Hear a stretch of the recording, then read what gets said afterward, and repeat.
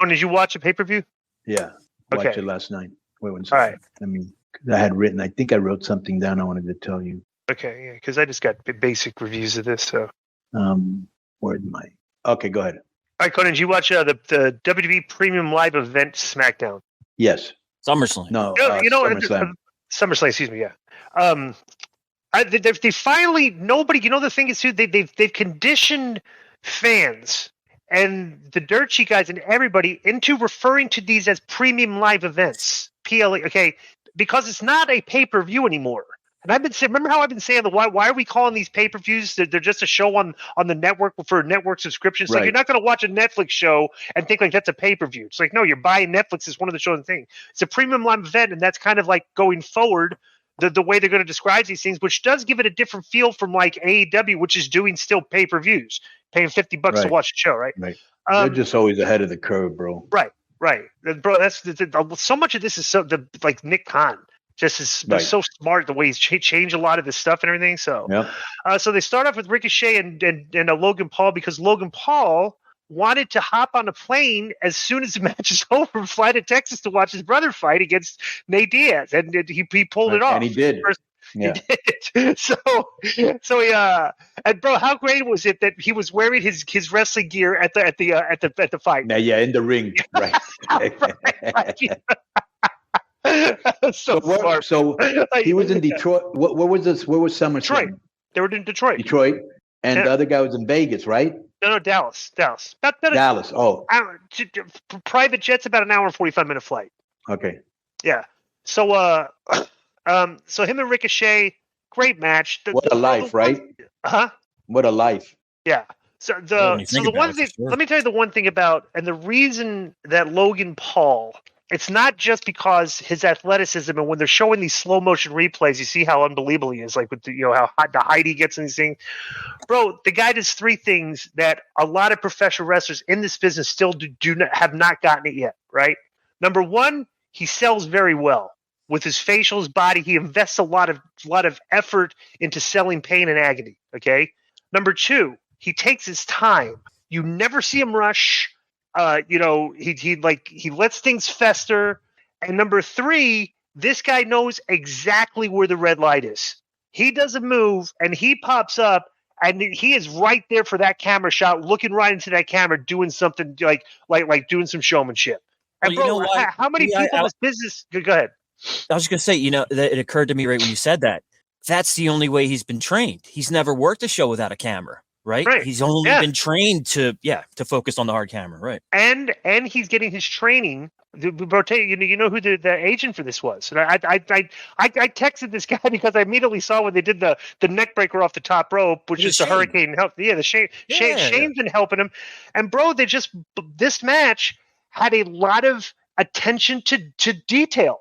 A lot that you would not see a green guy that's been only wrestling for a year and had 6 or 7 matches. Bro, the way they sold individual body parts and kept going back to just everything was this is really good. And I like the finish because, he's just fully invested in being a heel right now and he gets good heat. And he did the brass knucks finish, which is, it's like old school, heat. And Samantha Irvin, Ricochet's fiance, had to announce him as the winner. So good story for Paul here.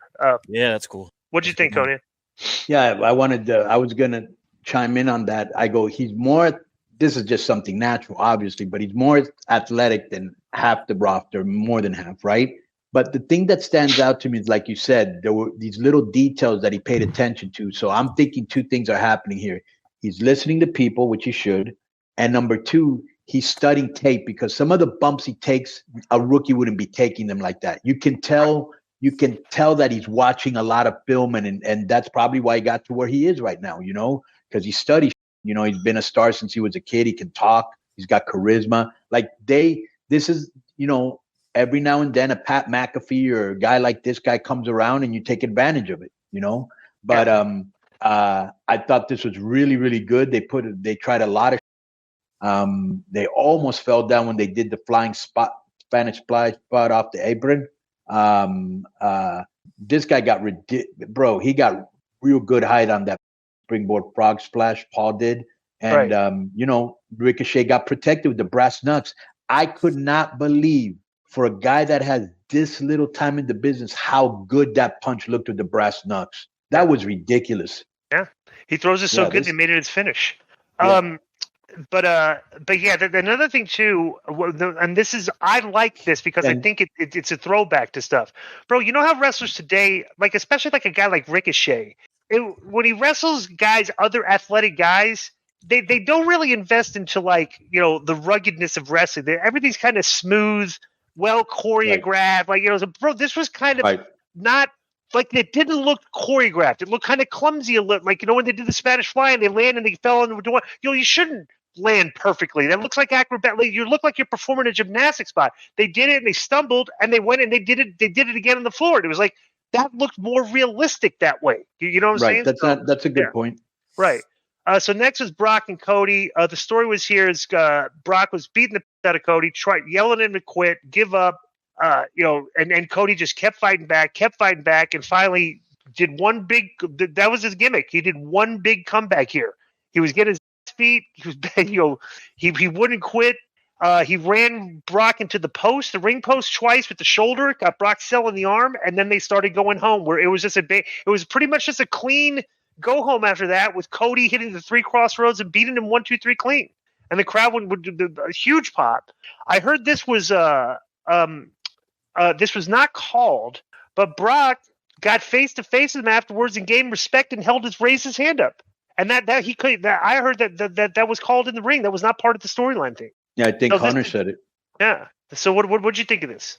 I thought this was really good because it was one of the matches everybody was waiting to see, including myself, and it told a good story.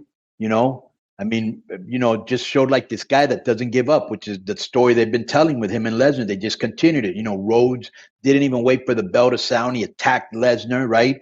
Threw him with a suplex, came back. He kept doing it to Rhodes. Rhodes kept coming back, and then once he started to hit him with a couple suplexes, it kind of started to slow him down, but he kept coming back. And like you said, he's telling him to quit. He's putting him through the announce table. He's still coming up. He's hitting him with the F5. The people are getting into this guy that just would not give up. I don't know why he used the steel steps and the ref didn't disqualify him unless this was a no DQ match. Okay. This was good, and it kind of, a lot of Lesnar matches are kind of the same, where he gets attacked at the beginning and then he comes back, and this was no different. But this was good. At first, when he shook hands with him, I was like, shouldn't you be doing that in the dressing room? And but a lot of people can say, well, they do it in UFC or boxing. Yeah, but usually when they do it in UFC or boxing, it's the end of a rivalry, squashed. Right. Yeah. This, I would think, would continue in the future. But you could also argue, hey, what if after he lifted his hand in the future he attacks him again? Wouldn't that make him more of a? You got a point there. But I'm a big fan of don't do that in the ring. So next we go to the Battle Royal. LA Knight gets the biggest pop coming out. This is obviously, you knew he was going to win, right? But the one thing that WWE does, and this is because they've been doing it forever, and it's just very intelligent, is you get like the last 4 to 5 guys or guys that are involved in storylines going to where there's a doubt of which one's going to. Right. So they came down to Sheamus, Reed, Styles, and LA Knight, and what's his name? Miz had gotten eliminated by LA Knight. And then Styles eliminated Cross. So when Styles didn't Cross eliminate Styles?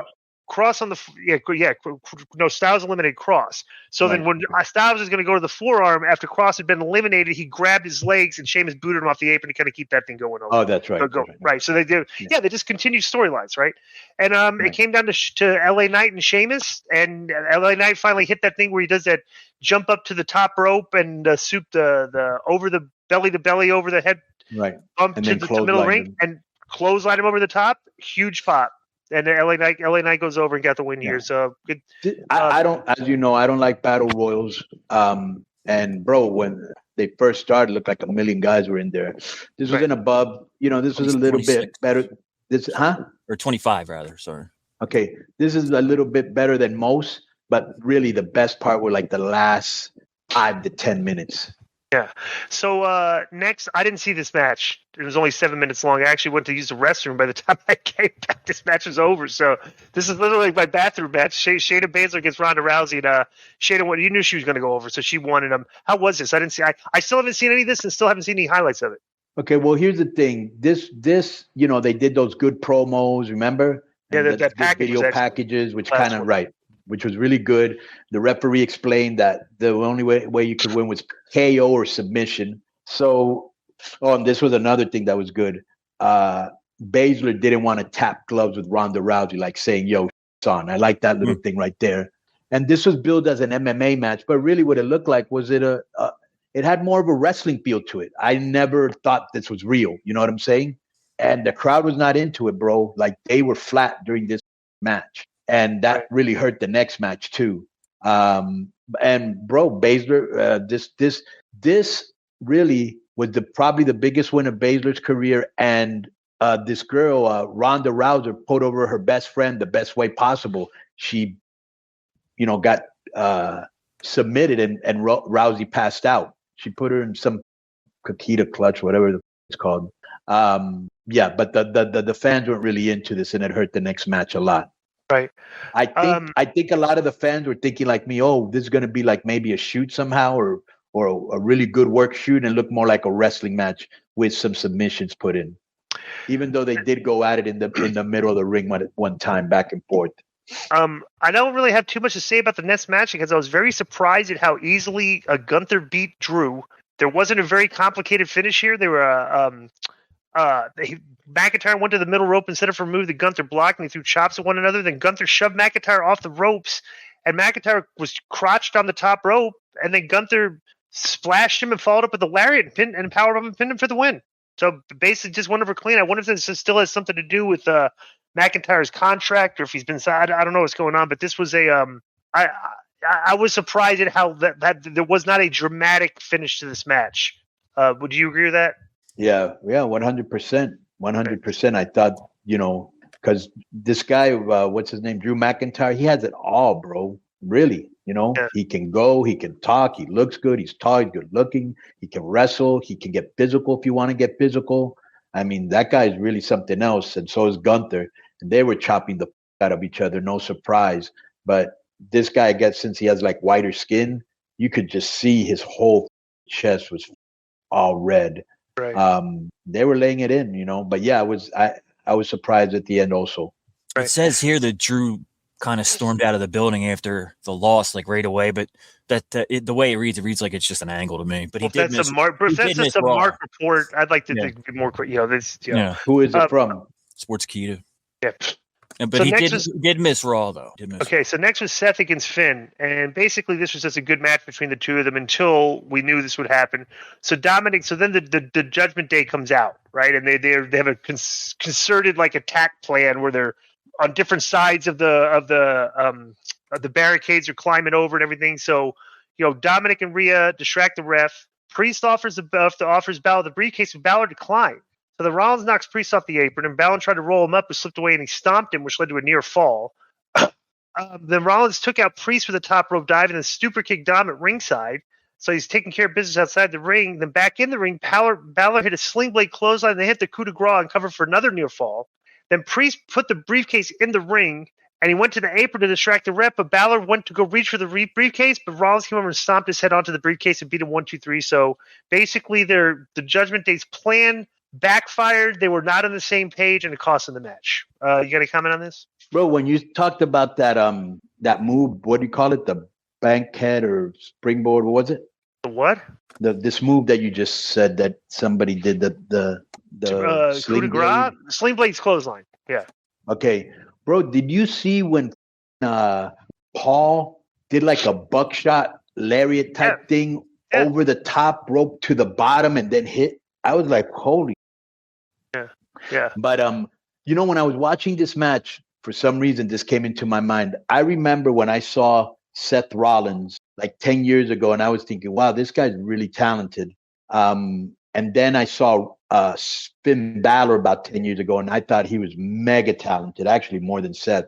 And they were like, kind of like, just high spots everywhere. And I just was thinking, wow, what a difference sometimes, just being in the business longer. That's why a lot of people say, oh, these young guys, they don't sell. And I'm like, bro, they'll sell when they get older. You know what I'm saying? And this is a great example because 10 years ago, this would have been a way different match. You know what I'm saying? So you can just see their maturity in the business, and they're planting the seeds for a breakup. Who do you think it'll be, Joe? Who do you think will leave? Or do you think they stay together? Balor leaves. I think we'll talk about we'll talk about this on Raw. Yeah. We'll get to Raw. Okay. Okay. So next, this match, kind of killed the crowd a little bit. The Asuka versus Bianca versus Charlotte crowd was flat. Then they kind of, why shouldn't they have been? This was kind of like a very mediocre build up. They went 20 minutes. Flair had the figure eight. Asuka came in and blew mist into Flair's face. Asuka threw a kick at Belair, the ducked and hooked Asuka to an inside cradle and got the 3 count. Then afterwards, Io Sky runs out with the Money in the Bank briefcase, and because Belair was selling her knee, she tried to hit her with. She basically hit Belair with the briefcase and cashed in the contract and beat her. So, but the match was, it killed the crowd for the rest of the show. I think, bro, the crowd was already dead since the Ronda Rousey thing. And then the Damian Priest thing they suffered from it, and these girls continue to suffer from it too. Right. But I think every time Charlotte comes back, I think the crowd thinks a little, like, wants her back a little less. I don't think she's as hot as she was, basically. Well, she's not. People would rather boo her. Right. So because she's been around a while. She's like the 50s, she's always in the title. I think they kind of but she can feed into that because she's so good. But trying to be that baby face here, this didn't work. So.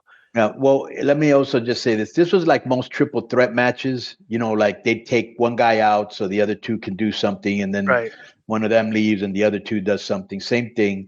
But this was what really stuck out to me. I remember when Bianca Belair came in and we were both like, wow, she's very green, but she's got a lot of potential. We can see her being a star in the future. Well, she did become a star. She did get the championship. I think she main evented a WrestleMania, Joe. Yeah, you're muted. She main evented sorry, yes, she did. Yes. Okay, thank you. So she main evented a WrestleMania, and I just thought, wow, they got to start here for a long time, bro. She's still now. If I were her, and she has a good storyline reason to do it, I'd beat the Flair and everybody else and just turn heel and get sassy and just cut promos on them. You know what I'm saying? Yeah, the match was all right. There was actually did you already talk about Io Sky coming in or no? Yeah, Io Sky just came in. She came in and cashed and won, and she got a good pop, but it wasn't like blow the roof off type of thing, and it wasn't it's just, I don't know. Yeah. Well, they hit it with I almost had the feeling that the match was so flat that they told her, they called an audible and said, just go out there and cash in. We got to get this crowd back up before the Roman match. I wonder if that happened because this really wasn't, I don't know. Yeah. Well, can you guys just put during the match, which didn't help, there was a couple botched spots, but they did try a lot of so I'll give them credit for that. But like you said, it's very uninteresting. Dakota Kai came out. She's like, okay, what? I think she's in celebrating. Yeah. Yeah, to celebrate. And yeah. Bill, what were you going to say? Right. I was going to say, can you guys just put over the Io Sky championship win so that we don't have to answer a question again next week on why you guys hate Io Sky? It's been like 3-4 weeks running now. No. Let me. I'm not going to address. I've said, and I will stay on record. Okay, that I don't think she's charismatic, and I will double and triple down on that. I've never said she wasn't a good wrestler. That's somebody else talking. Right. Okay, so Roman and Jey wrestled each other, and the crowd was flat for this because it went 36 minutes, and basically, in a nutshell, they wrestled about 20 minutes. Then Solo came out, and it was basically 2-on-1 for like another 10 minutes. And did I miss? Was that acceptable? Like, did they say that this was no like anything goes? Let me tell you what tribal rules is. It was just a match, anything goes, no DQ type deal. Okay, right. Nothing special about it. Like you know what I'm saying? They should have had like a special something for the tribal, not just a no DQ match. Yeah. Right. So the crowd was basically dead. They did the 2-on-1, but the crowd got with Jey Uso doing the comeback in the 2-on-1, and he had Roman beat. And out of nowhere, somebody yanked Jey out of the ring, and you look over, and it was Jimmy Uso. He super kicked him on the floor, threw him in the ring. Roman hit his finishes 1, 2, 3. Jimmy turned on his brother. There's a lot of different explanations you could use. But on Friday they're doing a segment where they're going to acknowledge the tribal chief. Is going to like that. I think they've announced. Joe, look at they're announcing a segment from Friday that has like.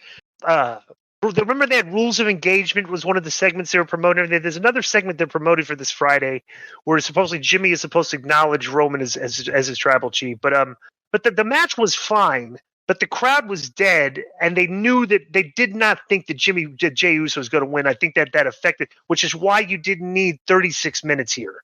You know, this whole thing could have been rolled up in 20 minutes. So you went a little hot and heavy and just gotten all the gimmicks and stuff, everything. And then brought if you're waiting for The Rock, or you know that he's coming, then this was a good move. If not, they should have put Jey over. You know, they had a chance with Sammy. Sammy's not as hot as he used to be, still hot, and Jay's not going to be as hot as he used to be. You had a chance here to pull the trigger, but they haven't. So maybe Rock, huh? No, go ahead. I didn't mean to interrupt. So, bro, I'm waiting personally to finally the Asuka to come out, Rikishi to come out, maybe Roman disrespect them, and then maybe The Rock has to come in or something. Like, that's what I'm waiting for. Yeah, it says here, D, to answer your question, what they're calling it is that Jimmy returns to the island of relevancy and they acknowledge Roman. That's a segment. Well, yeah, but they had an actual name for the segment though. That's what's supposed to happen. But there was a. Hail to the chief. Hail to the chief. Hail to the chief. Say, okay, cool. That's yeah. But you know what's smart? In my mind, I would love for him to go out there and go, I'm the tribal chief. I'm the head of the table. And all of a sudden you hear some music and Asuka come out and go, no, we're the head of the table. You know, and maybe Roman disrespects him. Yeah. The elders. They're stealing something out of the playbook of AEW that AEW doesn't do anymore. They're branding certain segments like to draw. Like, you know, they said that the rules of engagement. That's right. Remember when Tony, like on Wednesday Dynamite, the show would have a theme, like it would have a name for the show, and they don't do that anymore. The shows that had a name and a theme would actually do better ratings because you make it think like it's more important. You know, it's like it's funny that WWE is doing that now with some of their stuff, and AEW doesn't do it anymore. You know, so so that's been our makes the show feel different. Right. Know? Yeah. Yeah.